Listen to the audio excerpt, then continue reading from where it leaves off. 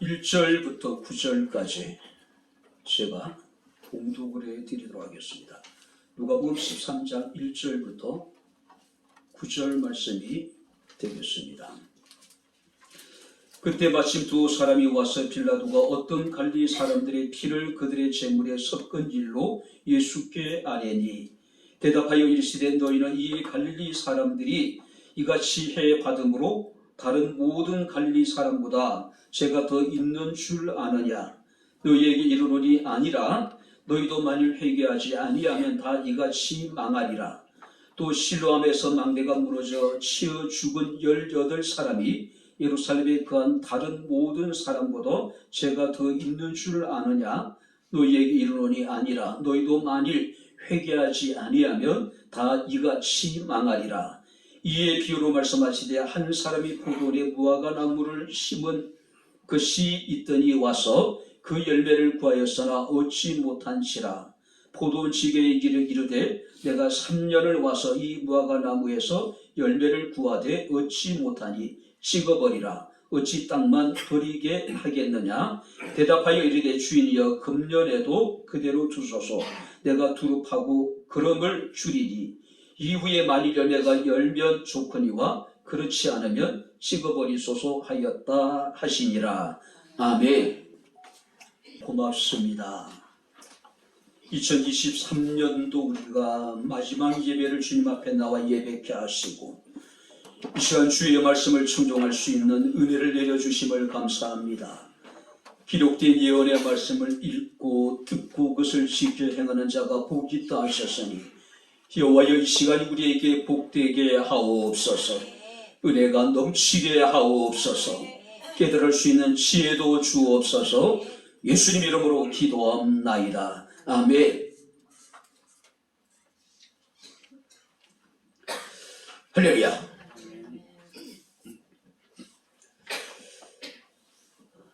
이런 글을 보았습니다. 어느 한 소년이 길을 가다가 우연히 동전을 줍게 됩니다. 처음으로 이제 동전을 줍게 되었을 때에 얼마나 떨렸을까요?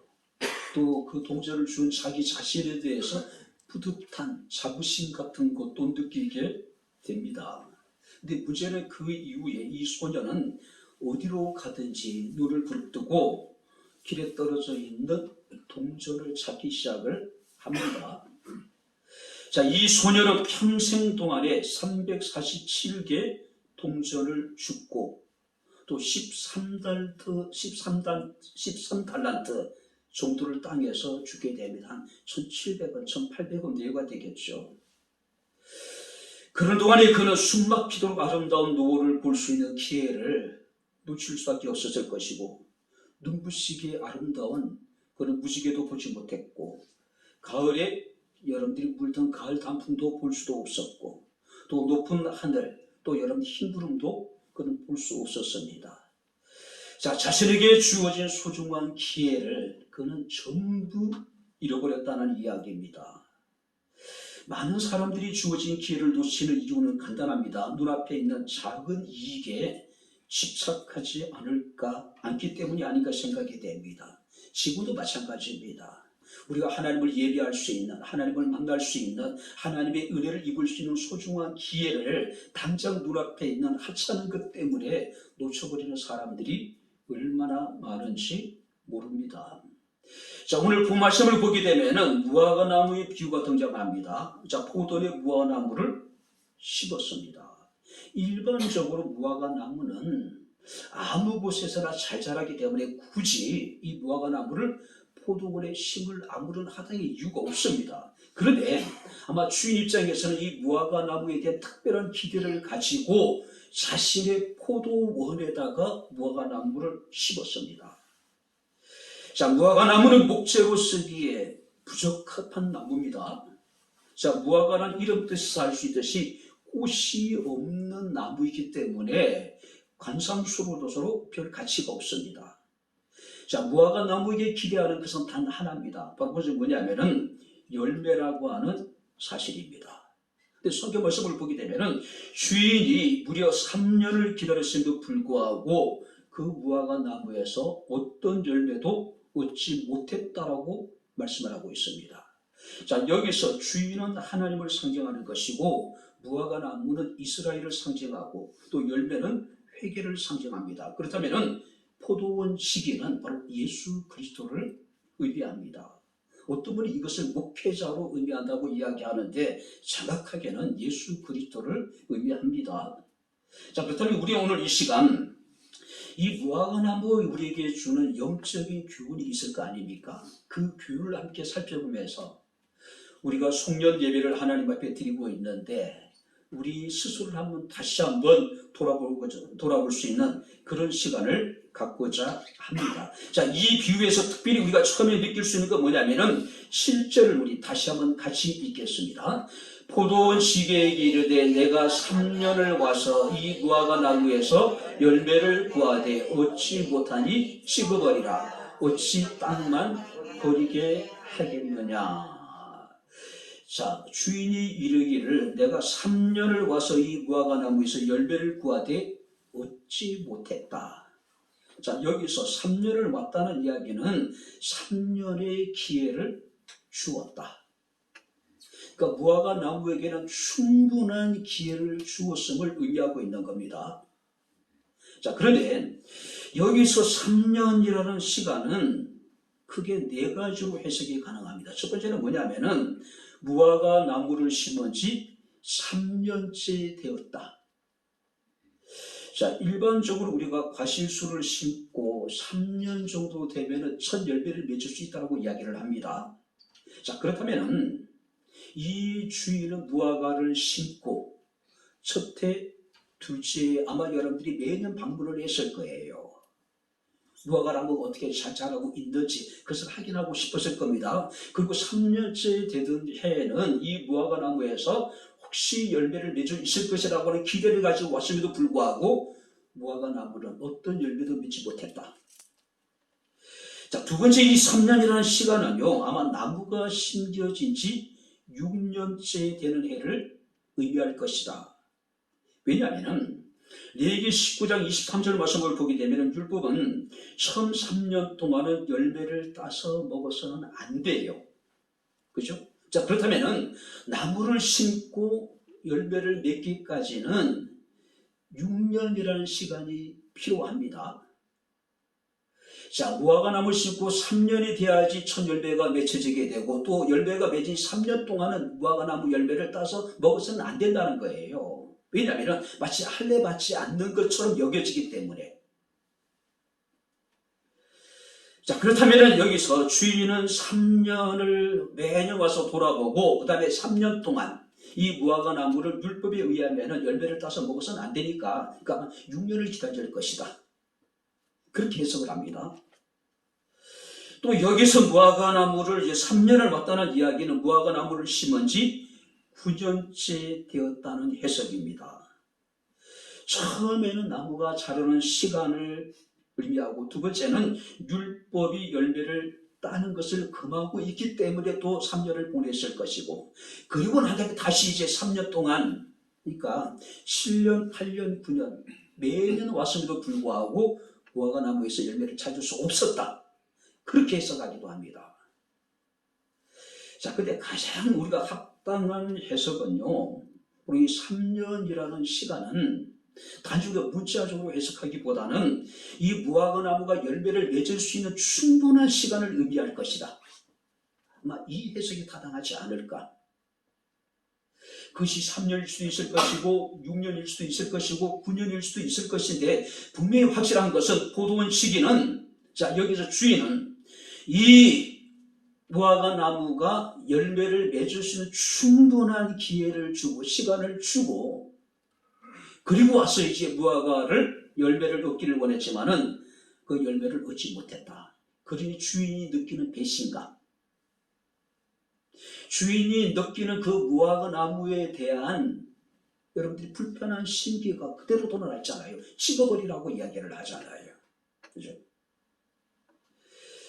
결국 여러분들이 포도원 시기에 의해 가지고 이 무화과 나무는 다시 1년이라고 하는 시간의 기회가 주어지게 됩니다. 중요한 것은요, 이 기회라고 하는 것은 영구적이지 않는다는 이야기예요.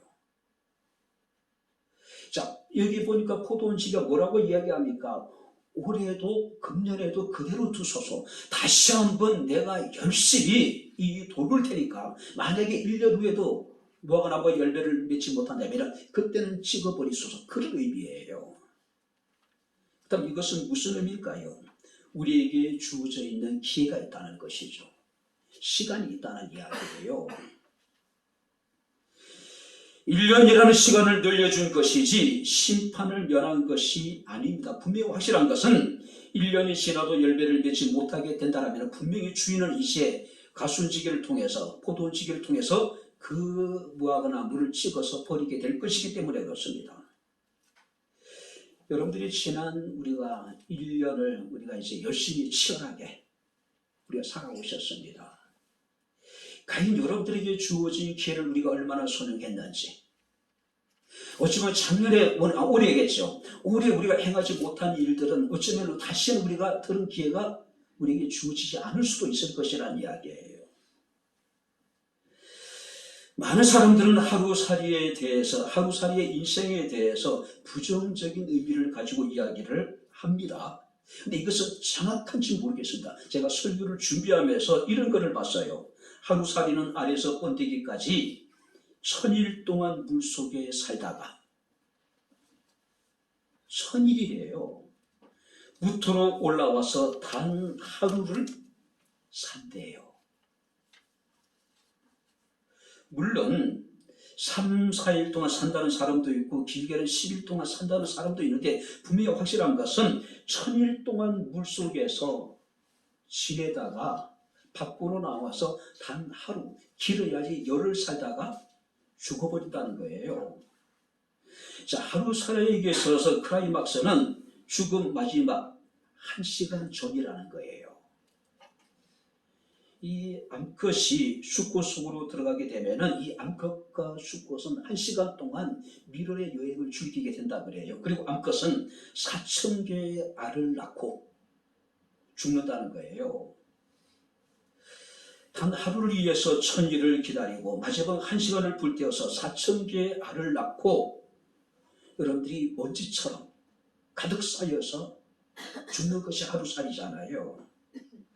어쩌면 이 하찮은 하루살이도 자신에게 주어진 나름대로 역할을 다한 것이 아닐까요? 그렇지 않습니까? 어쩌면 우리가 하루살이의 삶을 우리가 굉장히 우습게 여기지 모르겠지만은 하루살이만도 못한 삶을 살아가는 사람이 우리 주변에 적지 않을 거라고 생각이 돼요. 버나드 쇼라는 사람은 그런 얘기를 합니다. 우물쭈물하다가 내 이렇게 될 줄 알았다.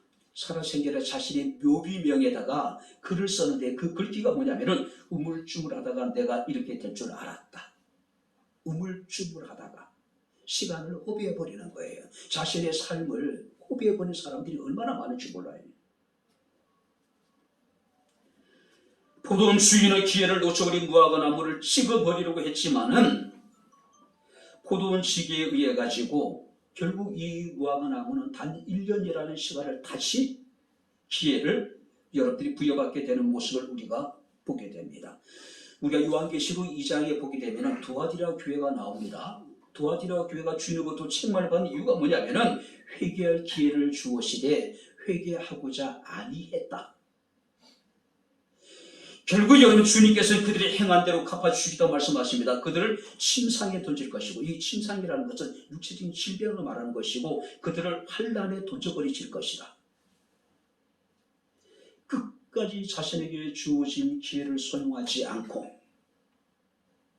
자신에게 맡겨진 그 일들을 감당하지 않게 될 때에 하나님께서는 우리가 행한 그 일들대로 우리에게 복해 주시겠다는 이야기죠.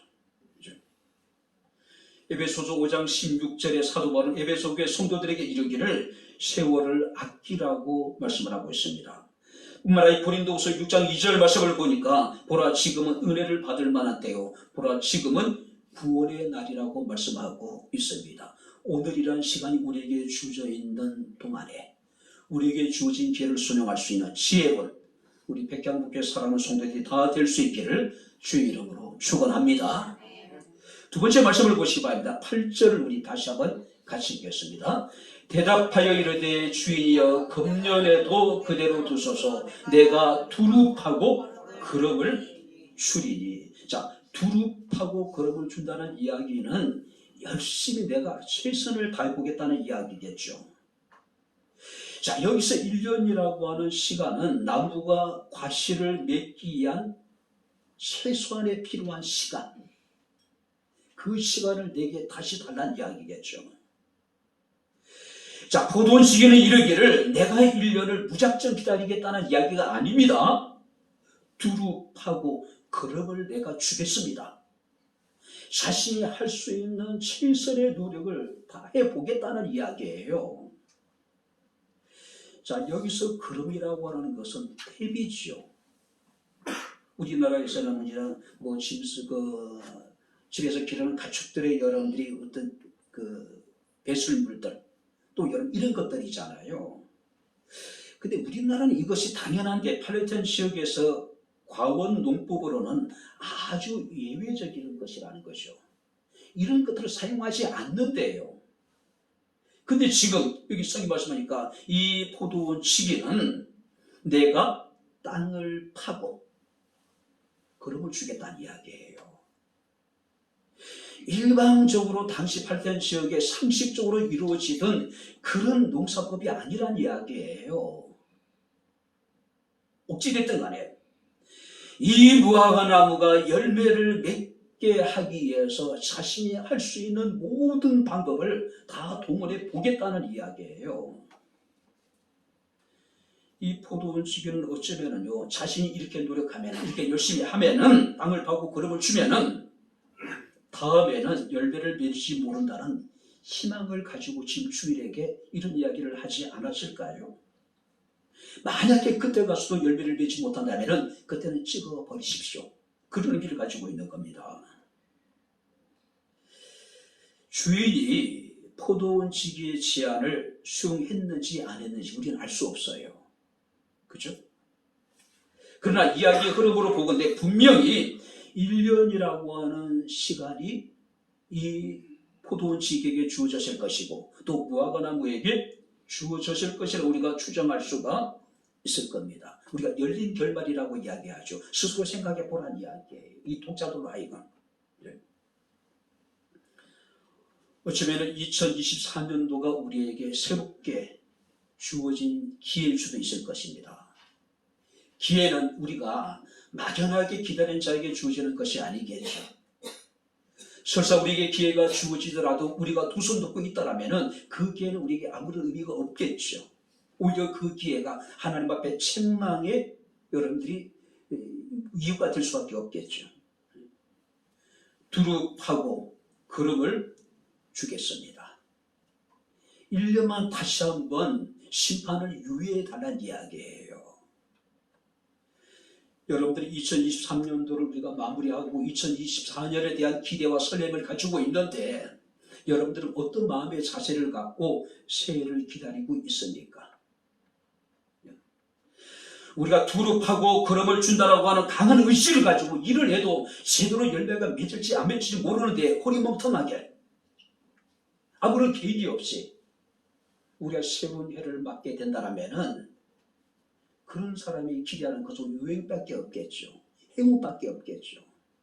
사실 그런 사람들이 기대할 수 있는 건 없어요. 그렇지 않습니까? 자, 우리에게 주어진 시간이 있습니다. 그 시간도 우리는 최선을 다해 노력을 해야 됩니다. 뿐만 아니라 9절 말씀을 보니까 이후에 만일 열매가 열면 조건이와 그렇지 않으면 찍어버리소서 하였다 하시니라. 그 다음에 우리에게 필요한 건 뭡니까? 열매를 맺어야 되겠죠. 주어진 기회가 있을 것이고 그 기회를 우리가 최선을 다해서 우리가 노력을 해야 될 것이고 그리고 중요한 것은 열매입니다. 열매예요.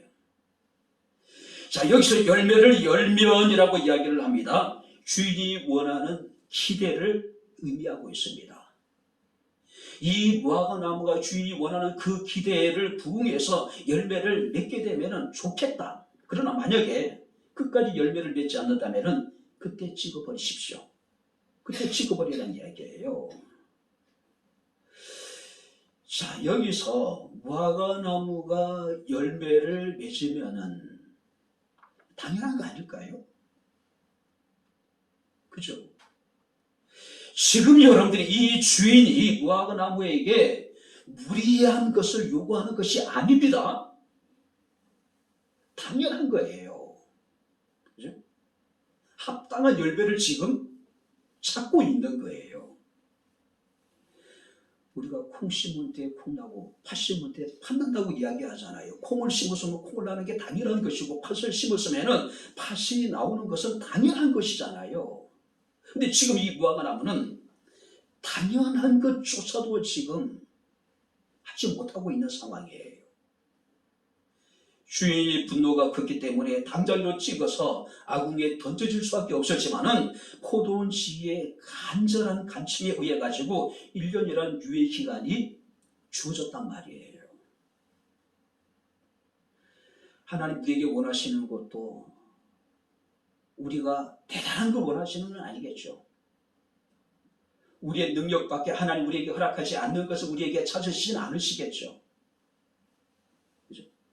그리스도인으로서 또 내가 목사로서 내가 안수집사로서 내가 권사로서 내가 성도로서 하나님께서 당연한 열매를 우리의 삶을 통해서 찾으시길 원하고 계시다는 이야기예요.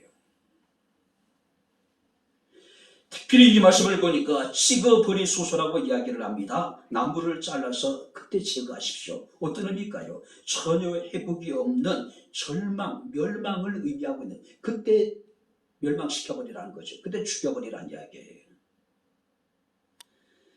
땅의 양분만 흡수하고 주위 나무들에게 피해를 주기 때문에 포도는 지기도 알고 있습니다. 주인도 알고 있어요. 그때 찍어버려 달라는 이야기예요.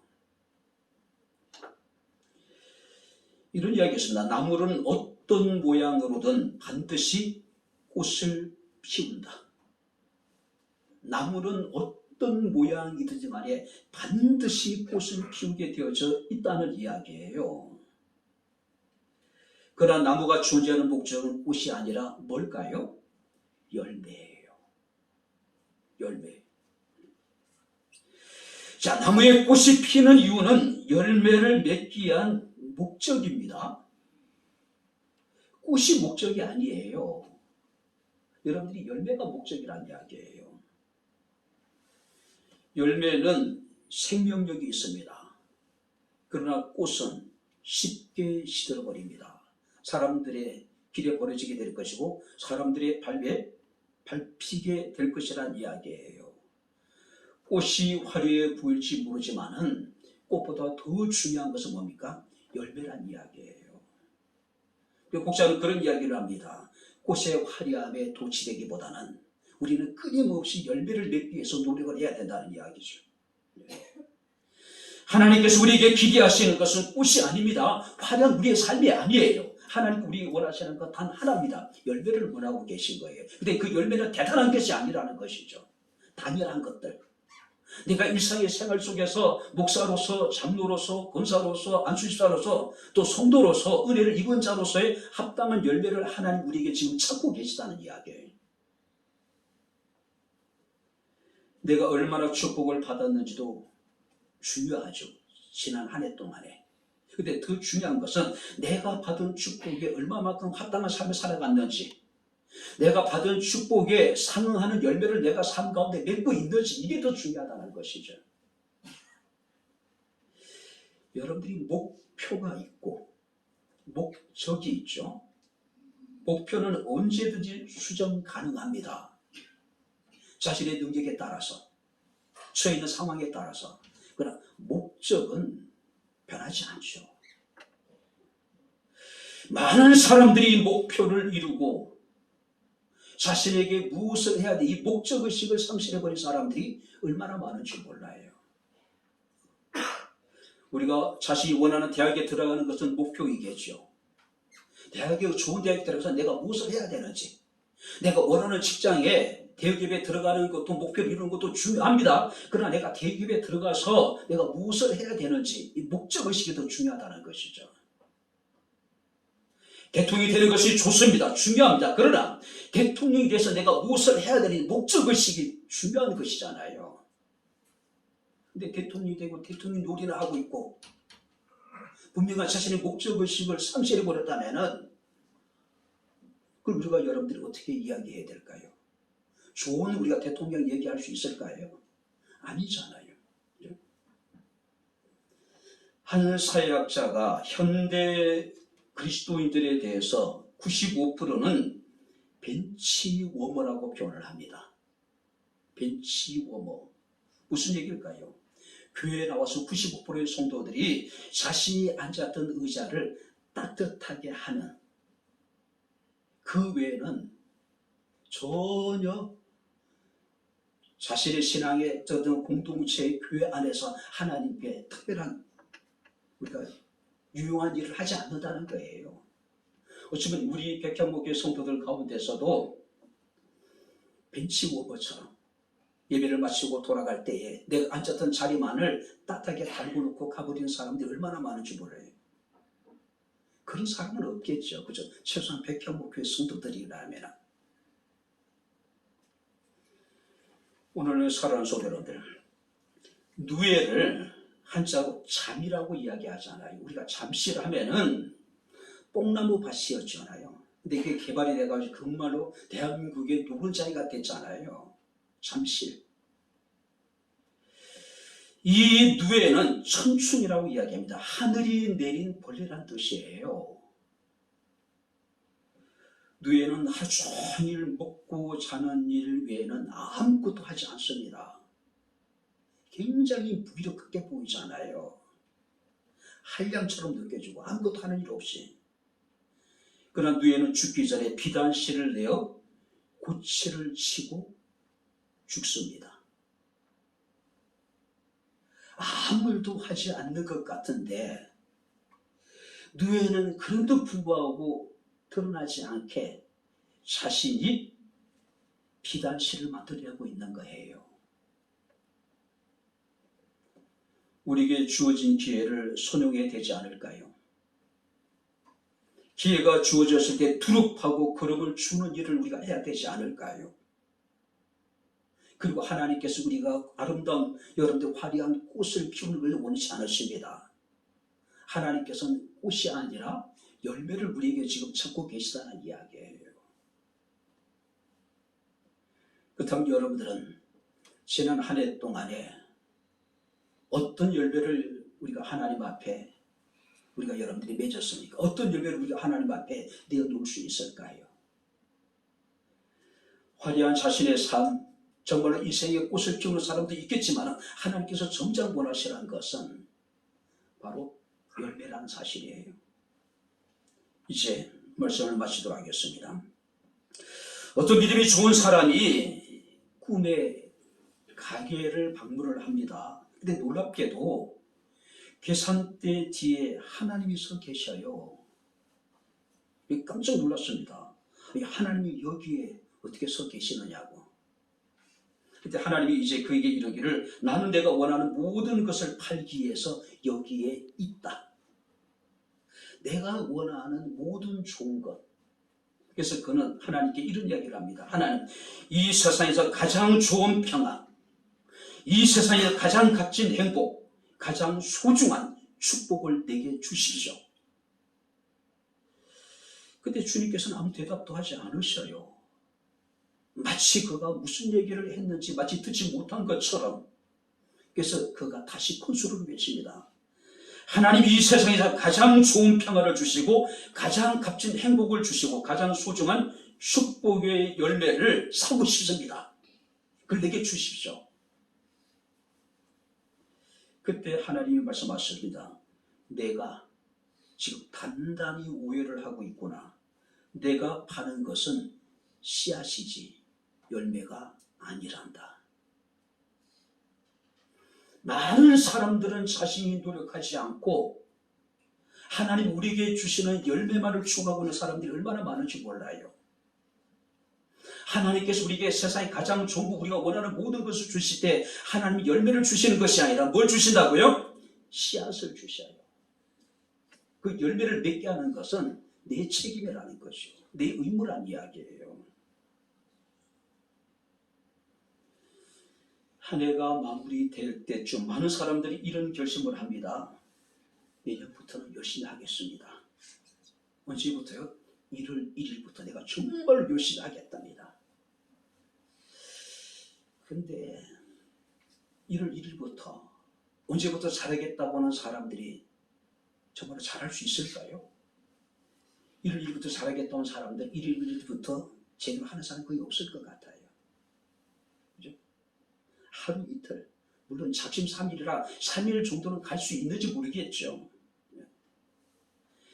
내년부터 잘하겠다는 사람에게 묻고 싶습니다. 내년에 뭔가 좀 달라지는 게 있을까? 오늘이나 내일이나 여러분들이 별 다를 것 아무것도 없어요. 내년부터 잘할 사람은 지금부터 잘할 사람들이에요.